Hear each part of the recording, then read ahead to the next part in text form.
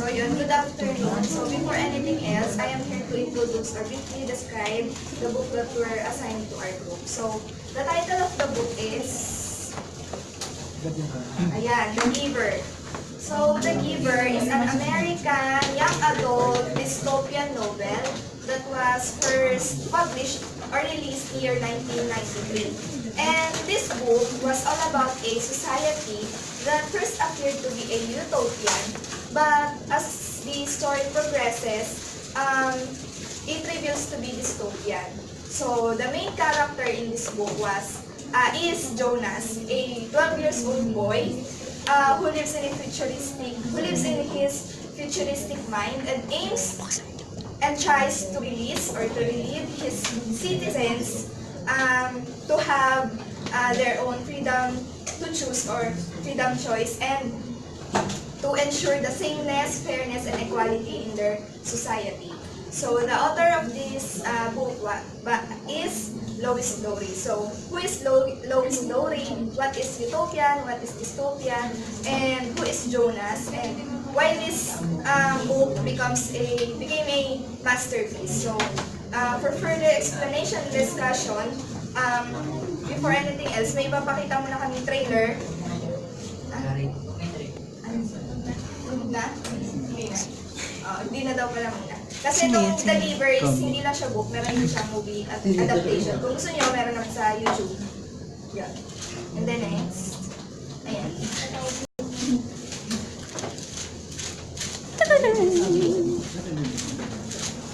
Yan nga, about kay Lois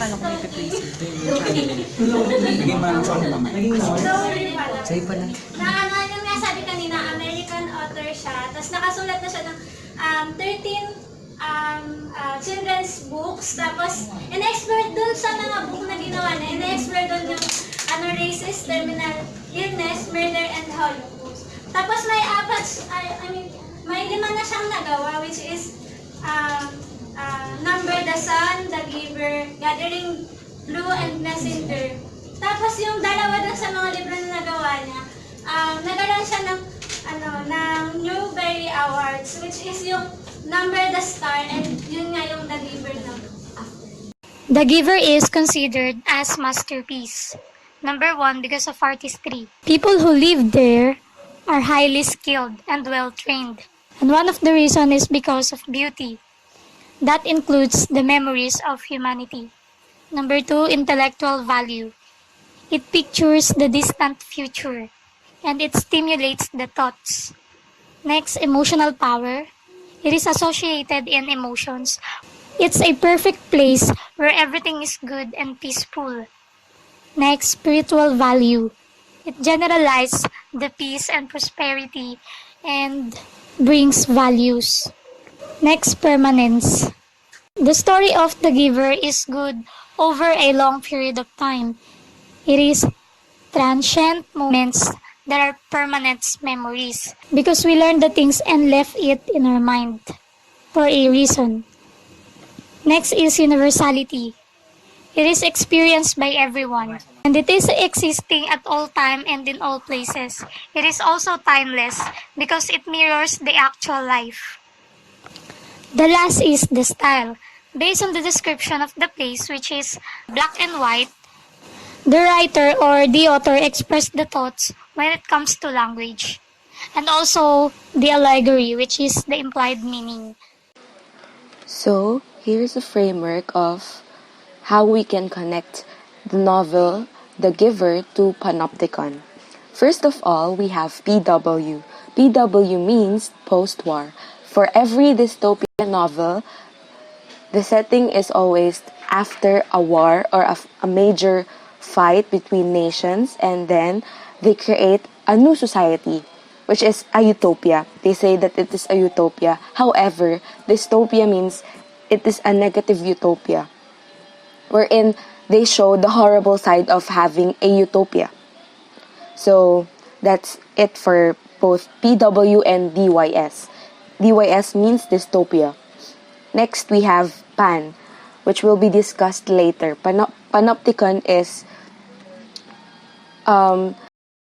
the idea of having someone someone watching over people. It is connected to CP and PBB. As we all know, PBB, there's someone always watching the housemates, and CP means central power. It is not a distributed power. So these two concepts produces O plus B, which means object plus object of observation. Because you are in panopticon, you are an object and an object for observation. Next, we have I, which means ideologies, T, which means totalitarianism. So how do they create a utopian system or community?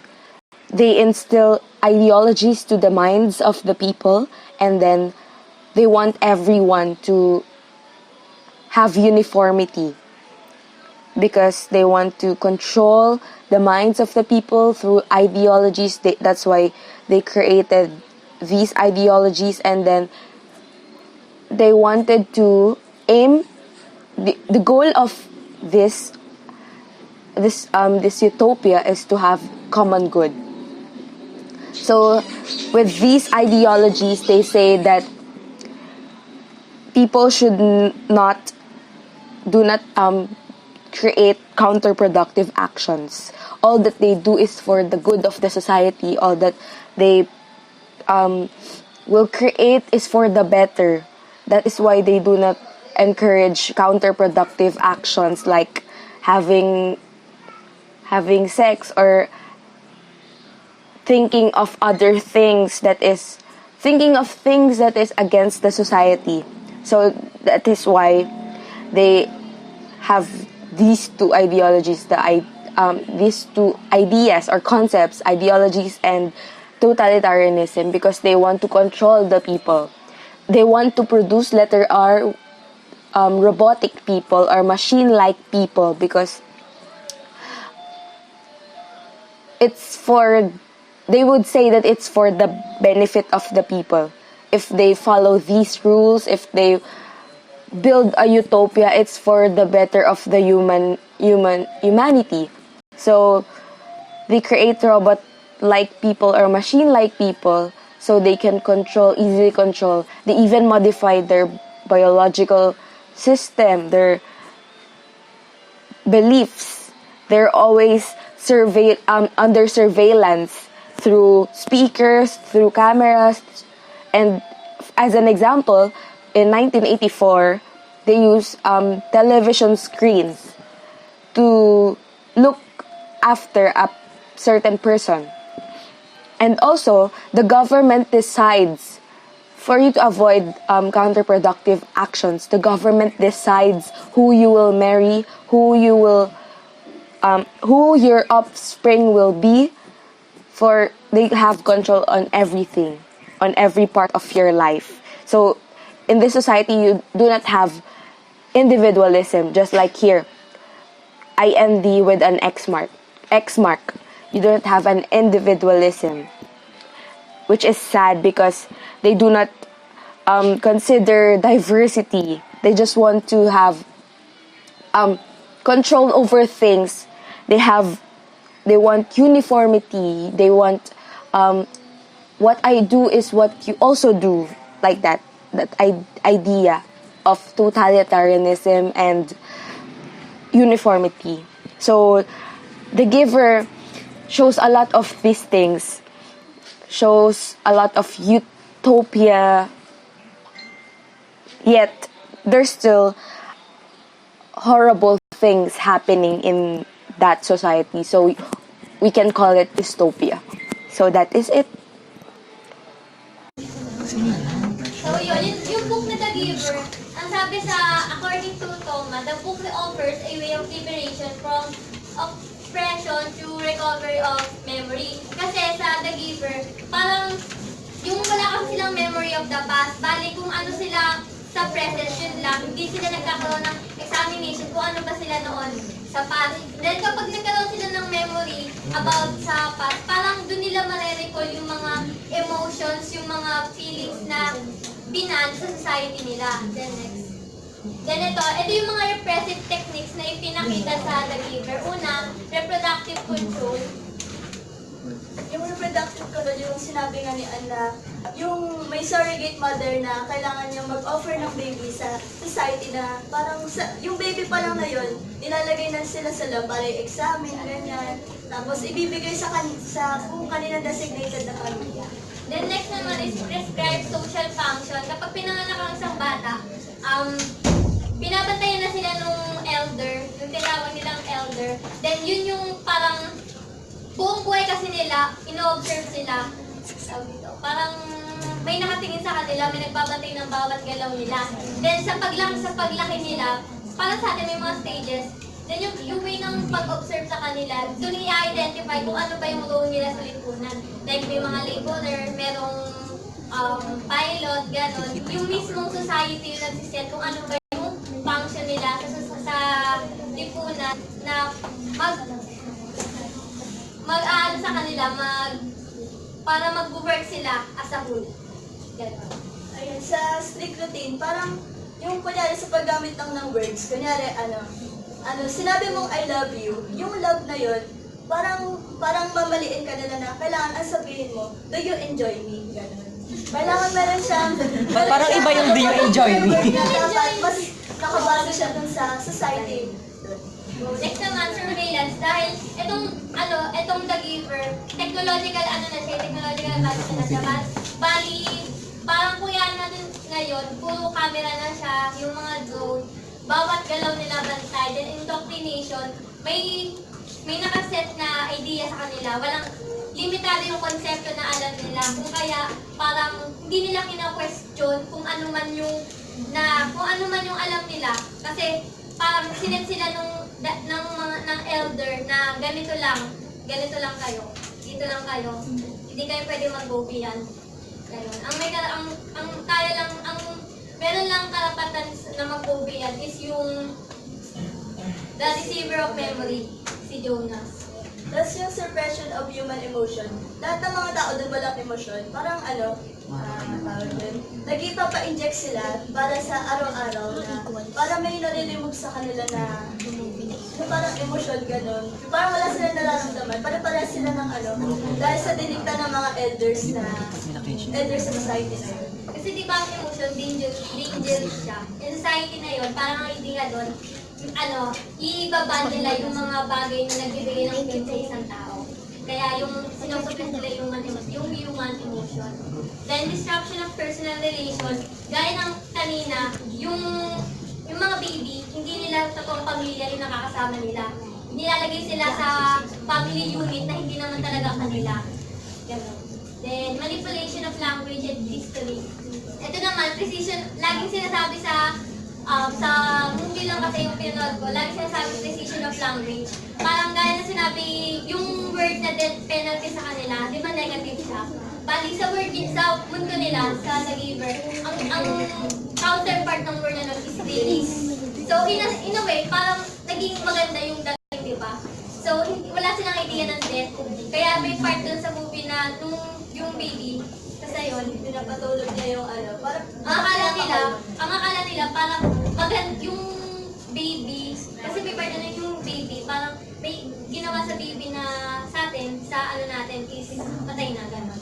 Pero sa kanila, hindi nila alam na gano'n pala. pinapatay na pala nila yung baby. So wala silang sense of humanity or moral na kasi hindi nila alam yung sa baby.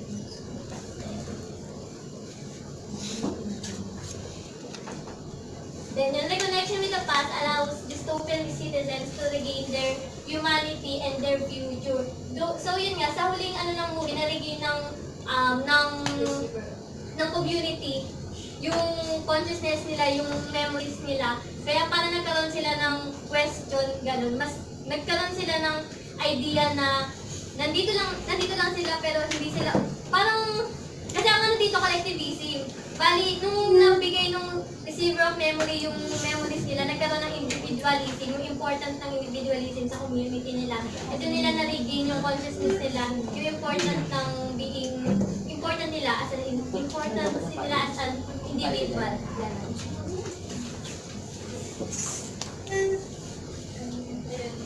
There's always a rebel who against the oppressive system. Para pag, yung katulad ng si Jonas, ano siya, lumabag siya doon. Kunwari, ang batas ng pag, ikaw yung receiver of memory, dapat hindi mo siya i-share yung mga practice na ginagawa mo sa ibang tao. Kunwari, kaibigan mo, di mo pwede sabihin yung experience o yung training mo doon. Ayun, parang pag ginawa mo yun, parang rebelde ka na dun sa society na yun. Collectivism over individualism. Ayun, nasabi na ni Jeffrey.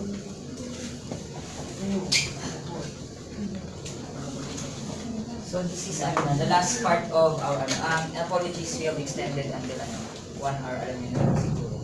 And hindi ko lang kung itutuloy pa namin pero but you have received numbers, di ba? Yung mga numbers na yan, kung sabihin kong 7, then I ask something, it means you must automatically answer sa mabilis na paraan. Tapos pag nasagot mo agad yun, bibigyan ka ng anything na mabubulat. So the first part is what focus on his panopticon. Kasi related siya dun sa story ng about perfect society. Pero sa start, parang yung concept niya, naniniwala tayo na ang bawat tao ay malaya. Okay, so parang everyone is free. Ibig sabihin, you can do anything we want. Pero ang tanong, are we really free? Tunay nga ba tayong malaya? And sa perspective ng ng panopticon, and ng isang perfect society na mayroong nagpo-control, malaya ka ba talaga o illusion lang yung pagiging malaya ng bawat isa? Next. Parang ang pinaka dito kasi, ang pinaka-punto, parang knowledge is always a form of power. Because knowledge linked to power not only assumes authority of the truth, but has the power to make itself true. And power exists everywhere and comes from everywhere. Ngayon, kasi sa panopticon, yan. The panopticon is a metaphor that allows you to explore the relationship between ito na yung dalawang main points. System of social control and people in a disciplinary situation and the power knowledge concept. Bakit kayo na parang knowledge is power? Kasi parang ang inaano dito, kung sino yung sa isang society, kung sino yung merong knowledge, kung sino yung may karunungan, siya yung makapangyarihan. Sa paanong paraan, at paano doon nag-gain yung knowledge dito? Sa concept ng panopticon, kasi yung parang panopticon, parang alam mo yung panorama. Di ba pag nagpanorama sa yung view niya, nakikita mo lahat. So dito sabi ng panopticon, magiging powerful ka once you have knowledge, and you can only gain knowledge through observing na nakikita mo ang paligid. So parang ang pinakapunto dito, yung una, ayan, social control. Paano mo magiging yung social control? Sa pamamagitan ng knowledge. At paano mo makuha yung knowledge? Kapag nag-observe ka sa paligid. And kapag nag-observe ka sa paligid, yung ino-observe mo, magkakaroon ka ng understanding kasi habang ino-observe mo siya, may mabubuo kang questions. And yung mabubuong mga questions, magkakaroon siya ng answers. So ibig sabihin, ang pinaka-concept dito, once you learn to observe your environment and you gain something, it is knowledge. And when you have knowledge, it is power. So saan nakuha ni Coco yung concept na yon? Sige, next mo. Balik. Ayan. Diyan siya nakuha ng concept, yung sinasabi nga ni Sir Gun, nung naalala niyo yung may tower. Dun sa modified cell, kasi merong dinesign na architecture dati si Jeremy Bentham na para siyang isang asylum. Then, dito sa modified cell na to, ibig sabihin, nandito yung mga preso. Sa modified cell na ito, they don't use violence. Hindi sila nagto-torture, hindi sila nananakit, o hindi sila nagbibigay ng parusa sa mga prison para makontrol yung prison cell. Kaya siya modified kasi there is another form of how they can control the people inside the cell. And through that architecture made by Jeremy Bentham, they don't use violence, but instead, they use the method of the system that will regulate the people. Ano yun? Kasi doon sa loob ng cell na yun, nandun yung nandun yung sa baba. Then sa itaas, merong view doon na ang nakakita lang yung mga security.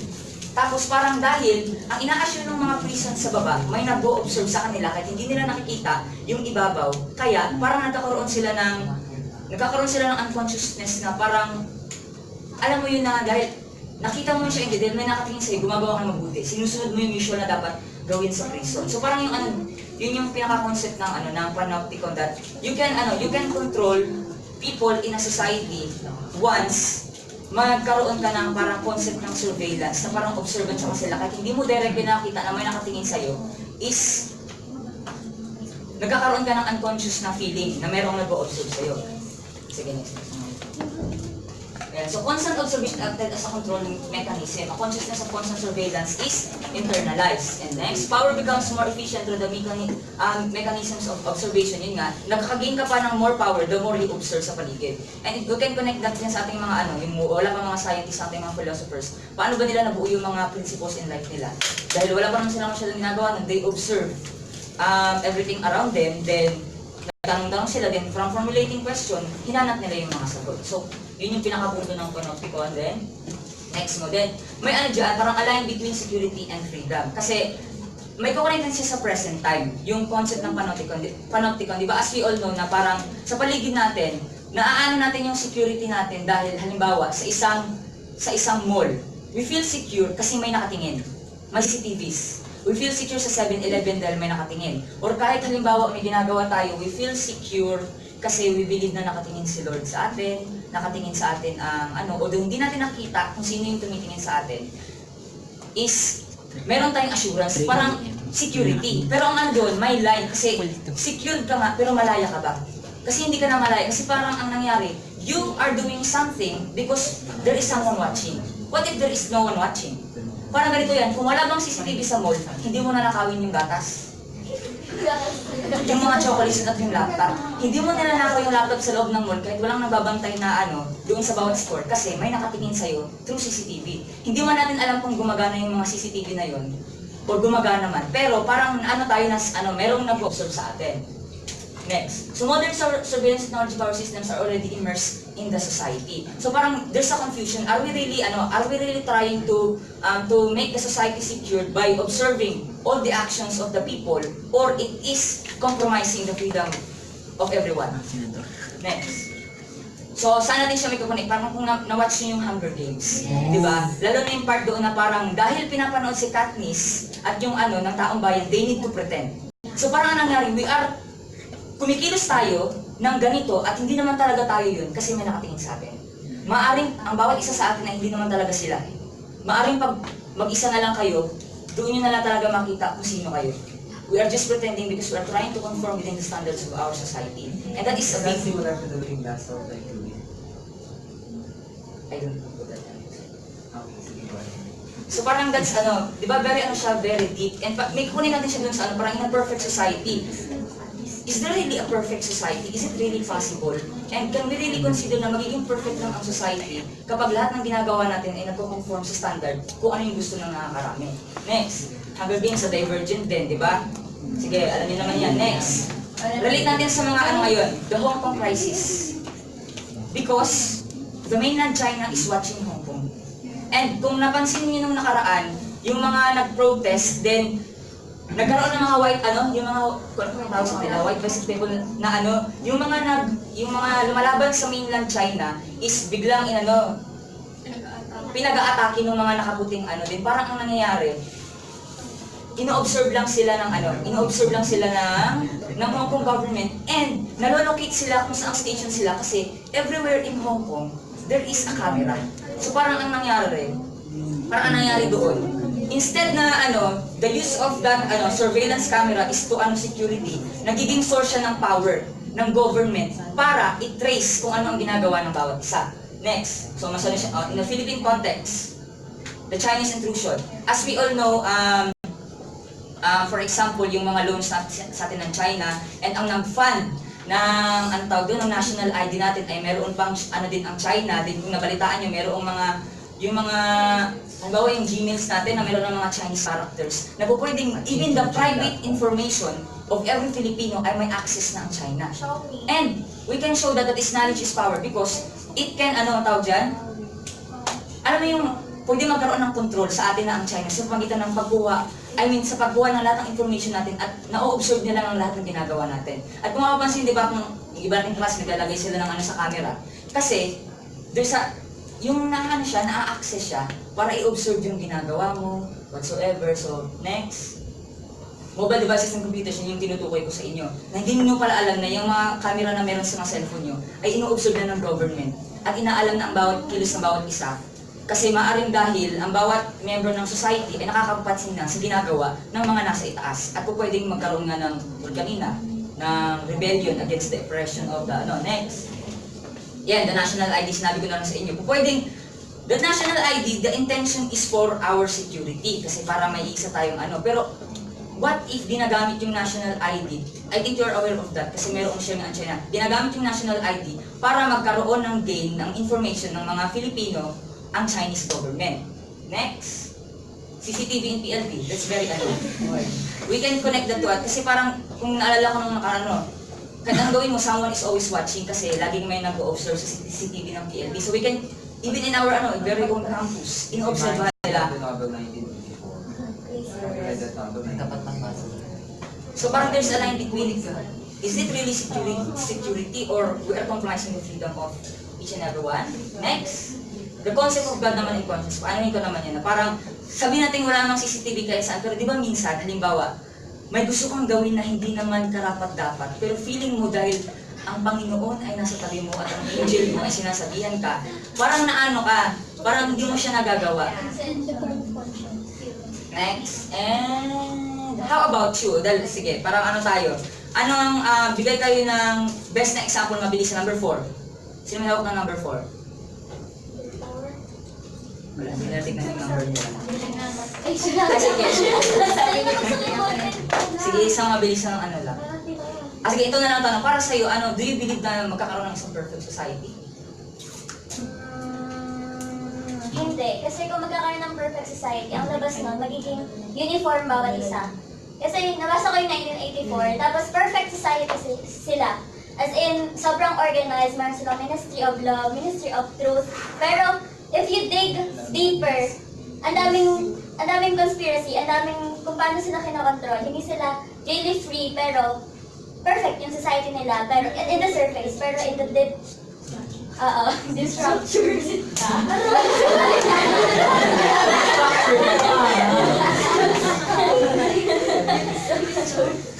Kahit yung, sabihin natin, merong perfect society, pero possible siya in the surface, pero kahit pagdinig mo pa siya deeper, hindi talaga siya perfect. Kasi ako Number 7.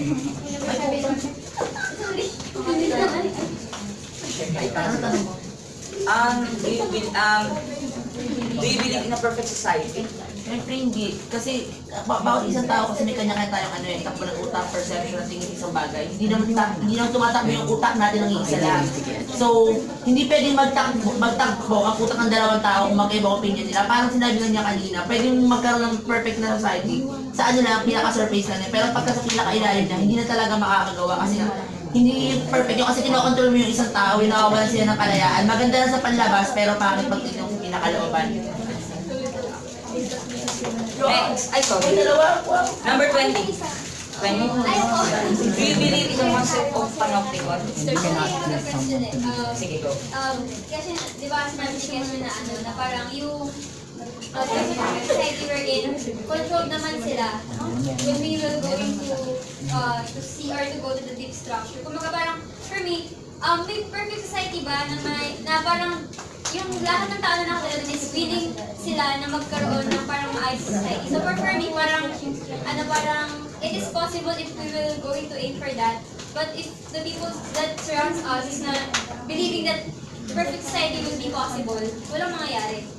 So, the thing is for me, it depends on you if you will believe or not. God will. Okay, well, so yun nga. So i-connect na natin yun doon sa panopticon that to have a perfect society, we need to be the same, and for us to be the same, we need to conform within the kung ano yung ng society. And pero ang pinaka-essence lang din dyan naman, parang you can only control the society the moment you have, alam mo ang pangyayari sa paligid. At parang alam mo yung pangyayari sa paligid, you need to observe. You need to observe. But the very problem with our society today is that they want to concentrate that knowledge para ang nangyayari, sila lang palagi nasa itaas and hindi ma-distribute yung power. Because the moment that the power in our society is distributed and may balik natin sa tao, manginginig na ang mga elites natin sa itaas. And that is our very goal day, that yes, knowledge is power, and that is our very goal as an education education student, and yun yung pinaka-goal natin ngayon na kailangan imulat na natin sa katotohanan at sa edukasyon ng bawat isa, yun yung goal natin. Pero sabi ko ang tunay ba tayo malaya, maaaring hindi tayo tunay na malaya, pero lumalaki lang talaga ang hawla at humahaba lang ang taas. So yun ang po natin. Simula lang.